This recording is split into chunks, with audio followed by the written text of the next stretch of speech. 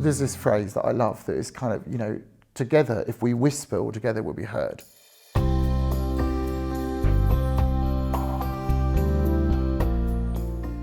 People usually, if they've been abused, they're forced to keep a secret for a long time. So it's, how do you find the language and the words to say what you need to say? And then how do you find the person that you can say it to? And often people struggle with that because it's something that they're never going to be believed. People are never going to understand, or they're going to think they asked for it. The whole process of talking about sexual abuse for me was about being believed right from when it started to happen, and not being able to tell anyone what was going on. For years and years and years and years and years and years, not being able to tell anyone. If you've been abused in any form, whether it's physical, sexual, or anything, just speaking about it with someone, a close friend, a teacher, whatever, just someone that you trust to kind of understand and be there for you, that's a good start. Whether you then need therapy, or whether you need to go and confront your abuser, or whether you need to go and see a police officer, or it goes to court, all of those are questions for tomorrow. Right now, today, talk to someone. I hadn't really spoken to anybody about some of the more extreme experiences that had happened while I'd been in care. So I wasn't quite sure how I was going to cope, or whether I was going to be able to be upfront and honest and reveal all that I needed to reveal. Breaking the silence is the difficult bit. Once you've unlocked that door and kind of cracked it open a little bit, what's in that room and what we have to talk about in that room is fine. We've got loads of time to do that, but find the key, open the door and get in there first, and then we'll sort out what's in there. When times seemed to be at their very worst, I thought, well, they can't get worse. And that's when it was only looking in hindsight, I realised that the worst thing has already happened. Disclosure can be no worse than what I went through. Telling someone doesn't mean that you then have to go to the police and go to court, and that does not necessarily mean all those things.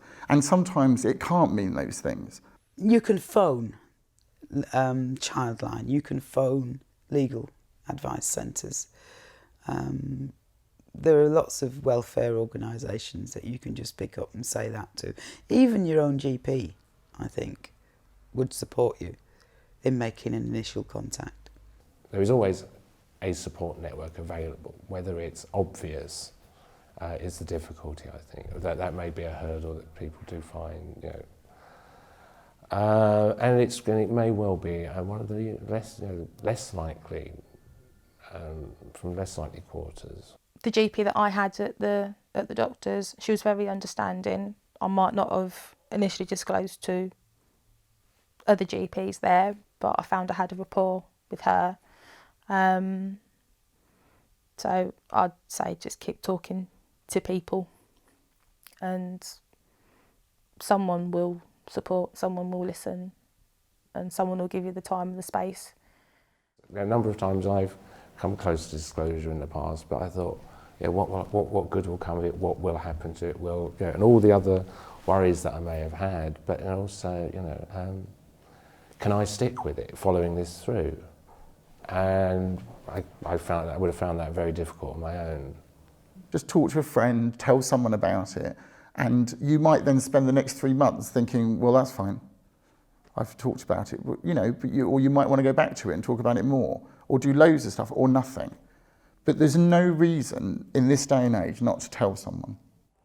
My case, it obviously, is completely different to the next woman's, but there will be somebody out there who will listen and who will give you some time. It's just a case of finding them, and the only way to do that is to persevere and push forward. If you do disclose and someone doesn't want to hear it because they find the information too distressing, talk to someone else. When someone says no, thank them for their input and move forward. There are always adults around who understand the subject and know, and there's people that you can go to and organisations. You know, there's all kinds of ways that you can discuss it. I think the more we talk about things openly, the more we bring them out into the open, and the more people are just not matter of fact about it. That's the wrong expression. The more you're honest about it, and the more you say, well, look, this happened, and this is happening to children. What are we going to do with a society like this? How are we going to fix this? It's no longer a dark secret. There's this phrase that I said to a friend of mine once that I always want to say to people who are survivors. Say that you were abused as a child and you're now 24. They've had that much of your life. So say they've had 10, 12, 15 years of your life. Why should they have another 15? That's really, to me, the question you always have to ask yourself. Why should they have any more of your life? Stop that process, talk to someone, and start undoing the damage that was done. I think it's important to use as many resources and opportunities as there are. That can be incredibly daunting at the beginning, in the early stages, but through time and through practice, and actually realising that most people aren't actually out there to harm you or to profit from your misfortune, or it does become easier, and easier. Yeah, I was going to challenge my use of easier, but easier. Initially, it was really difficult for me because I found it hard to talk about. I didn't know how much I should or shouldn't talk about. I didn't know what I did next, if you know what I mean. It was kind of like, okay, I've now said about this. But what became very clear straight away for me was that I suppose the best description for me is that it's like a room that's been locked and barred and you've unlocked it. And it's like an attic room, and you know there's stuff in there, and you know there's boxes and there's dark corners and stuff that you don't really want to unpack because it has bad memories. Once you open that can of worms and you start discussing certain events, it then triggers memories of other things. So lots more came back to me, which I did find very distressing. I probably wasn't the easiest person to live with. But again, it's, you have to do the right thing. And in my heart of hearts, I knew that other children weren't safe. And so that process sort of began, really. You talk to other survivors, you find out the things, okay, so everyone feels like that. That's healthy then, so I'm not weird for thinking this. Learning about the things that freak me out. I learned that, not surprisingly, I don't like strangers touching me, which is a bit weird, because when I'm with my friends or whatever, I'm quite huggy and I'm quite comfortable with it. But then if a strange person tries to kind of approach me, I can be really kind of like, what the heck do you think you're doing, kind of thing. And what's weird is once you start to talk about it with people, you're allowed to say that. You're allowed to say, well, actually, I don't like that, which I could never do before. I had to kind of just put up with it because I'd have to say, well, I don't like that because I was abused, so therefore don't touch me. And that was too much to have to say. Whereas now I could go, well, actually, I don't like that. Friends of mine weren't necessarily shocked. I think in the media there's quite a lot of information, isn't there, about child abuse, and I think everyone around me has been a lot stronger about it than what I thought.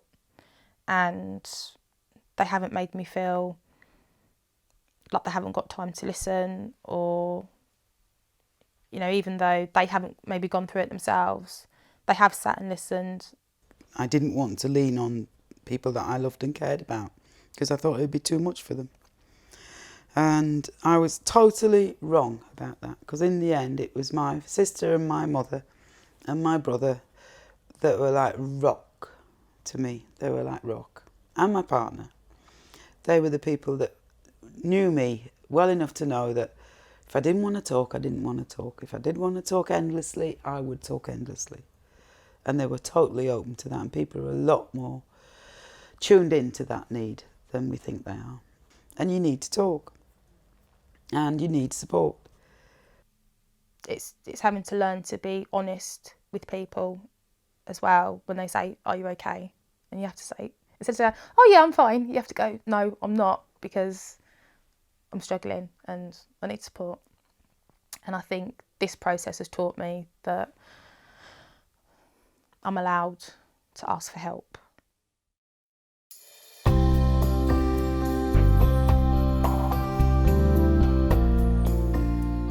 I was at a point where I felt I couldn't move forward with my life without getting some closure on my years spent in care. My primary goal was to get hold of my case files and sit and read and find out who made what decisions relating to certain chapters, why those decisions were made.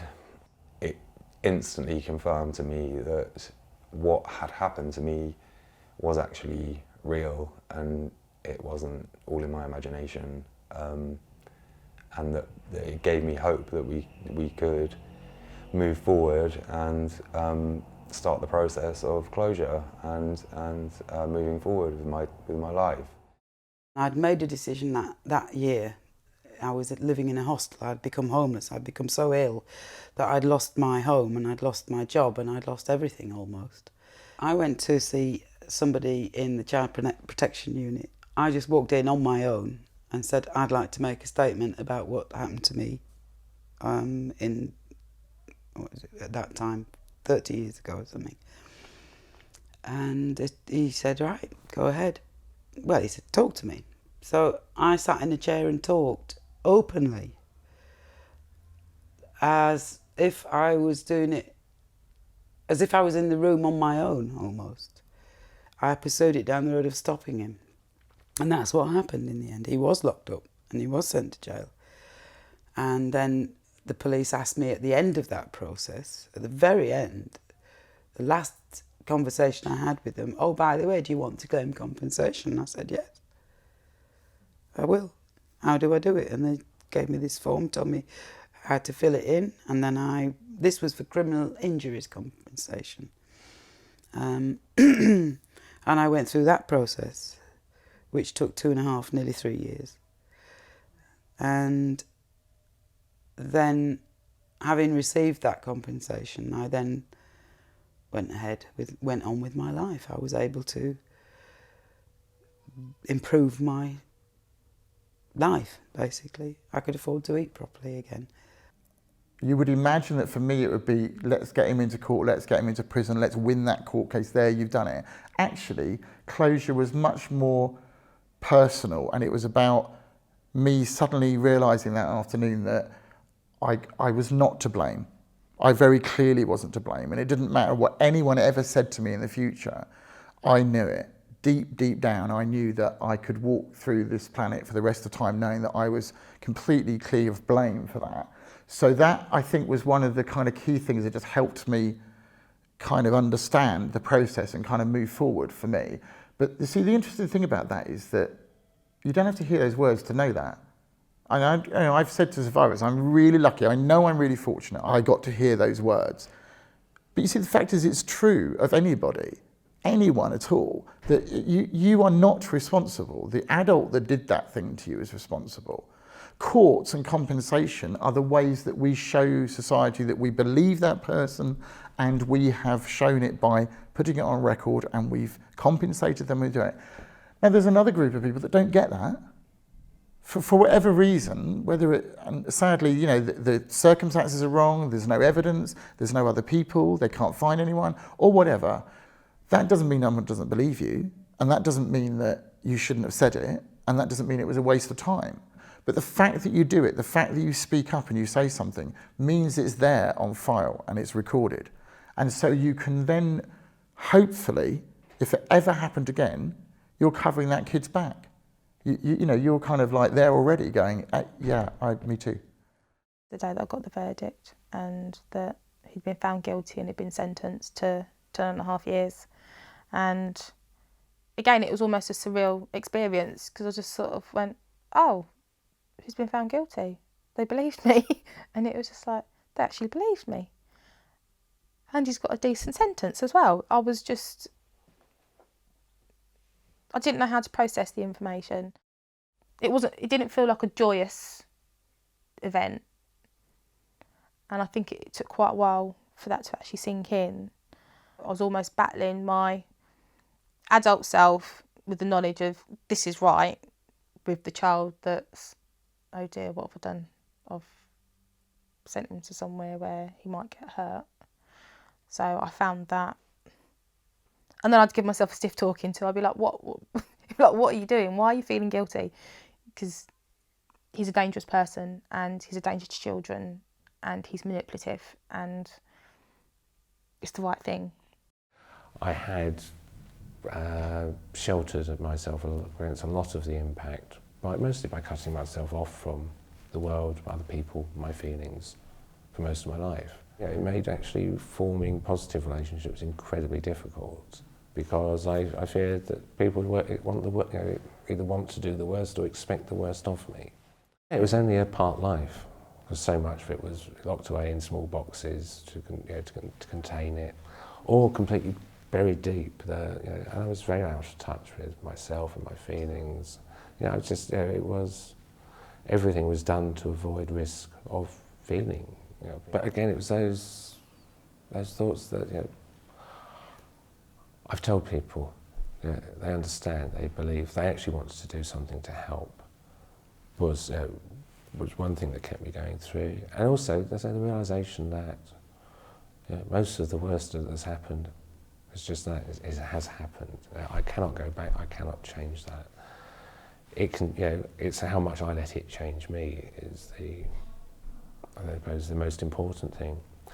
And again through support of my wife, from friends, through realising I wasn't to blame. It wasn't my fault. It wasn't anything wrong with me that caused these things to happen. Really started me to be able to change the way I looked at the world. I saw it as in a more positive,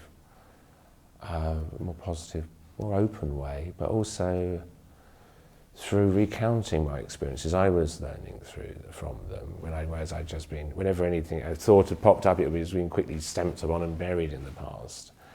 I realised I was learning a lot, and I discovered or rediscovered my desire to help other people do the same sorts of things.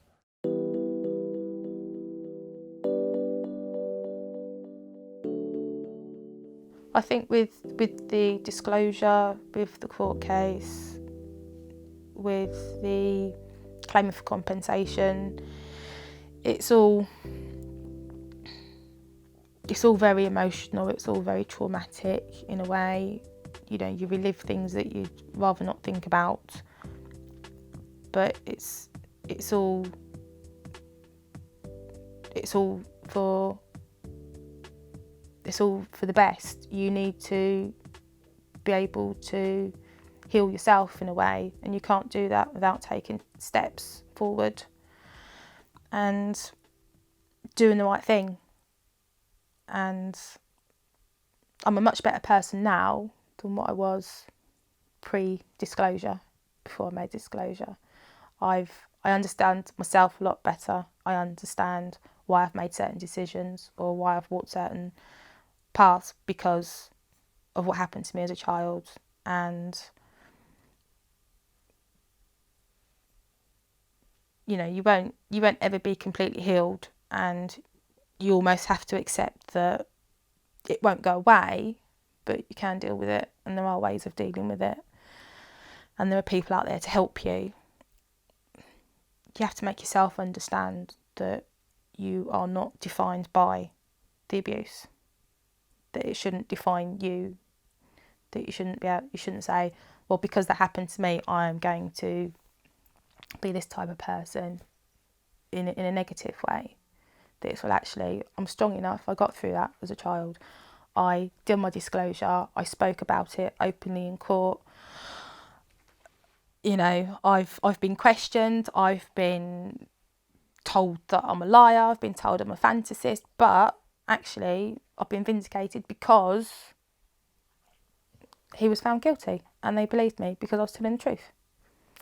And it makes you a stronger person. If I was told then, you know, the changes I'd be able to make, you know, would be able to make in my life, I really wouldn't have believed it at the time. And if I'd known 3 or 4 years ago how far I would come in that time, I mean, I would have found it hard to believe. Yeah, there's this phrase that is a bit cheesy, but I like it. It's you're a victim, you're a survivor, and then you're a warrior. So you start off being a victim of abuse. Somebody hurts you, somebody damages you. At some point in your experience, you start to talk about it. You start to learn about what's happened to you. And you start to use language that says you're a survivor of this. This person is not going to keep you a victim. They're not going to make you always be the victim of this crime. You're going to be a survivor of it. And the next stage further on is that you can become a warrior for other people. So you start to fight on behalf of other people for them. So there's a transition, there's a kind of phases that you can go through. There are phases you can go through where your learning process about yourself and about what's happened to you, how it's damaged you, the harm it did to you, how you see it. At the end of the day, no one can tell you what that will be like. But in 2 years, 3 years, 5 years, you will look over your shoulder and go, good grief.